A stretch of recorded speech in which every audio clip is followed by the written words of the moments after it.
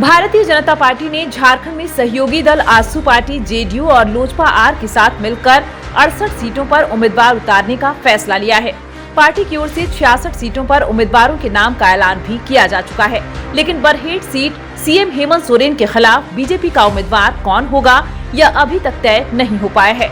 जबकि टुंडी सीट को लेकर भी बीजेपी और आजसू पार्टी में जिद बरकरार है, जबकि कांग्रेस अब तक धनबाद और बोकारो सीट पर उम्मीदवार को लेकर फैसला नहीं ले पाई है।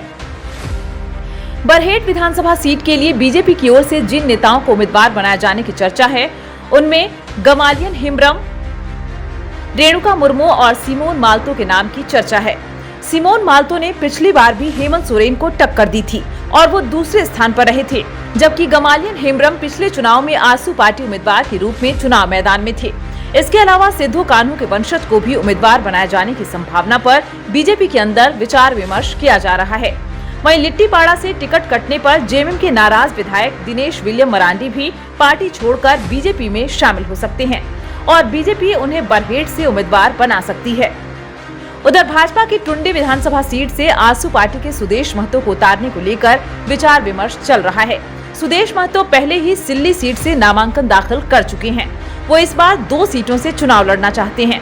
अगर टुंडी सीट से भी सुदेश महतो चुनाव मैदान में उतरते हैं तो आजसू पार्टी के खाते में 1 सीट और बढ़ जाएगी। इस बीच आजसू पार्टी ने शनिवार देर रात डुमरी विधानसभा सीट से यशोदा देवी को प्रत्याशी बनाए जाने का ऐलान किया। आजसू पार्टी ने उन्हें 2023 के उपचुनाव में भी बेबी देवी के खिलाफ चुनाव मैदान में उतारा था। इस बार डुमरी से बेबी देवी के अलावा जेएलकेएम के जयराम महतो भी चुनावी मैदान में हैं। दूसरी तरफ इंडिया अलायंस में कांग्रेस की ओर से अब तक 28 उम्मीदवारों के नाम का ऐलान किया जा चुका है।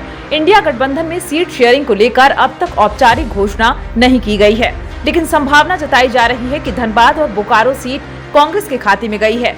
धनबाद से बीजेपी के वरिष्ठ नेता और पूर्व मेयर चंद्रशेखर अग्रवाल को कांग्रेस में शामिल कराकर टिकट देने की चर्चा है।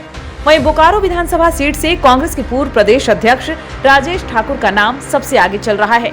हालांकि पिछले चुनाव में बोकारो सीट पर दूसरे स्थान पर श्वेता सिंह भी फिर से टिकट हासिल करने के प्रयास में जुटी हैं।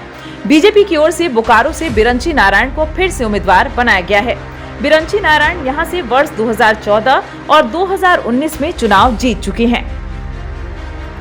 इंडिया गठबंधन में शामिल भाकपा माले की ओर से अब तक निरसा, धनवार और सिंदरी सीट के लिए प्रत्याशी के नाम का ऐलान किया जा चुका है।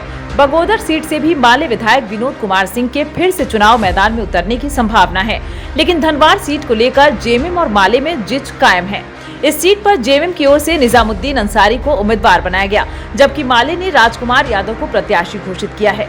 राजकुमार और निजामुद्दीन दोनों एक बार यहां से चुनाव जीत चुके हैं। भाकपा माले की ओर से कांग्रेस जेएमएम से जल्द स्थिति साफ करने का आग्रह किया गया है।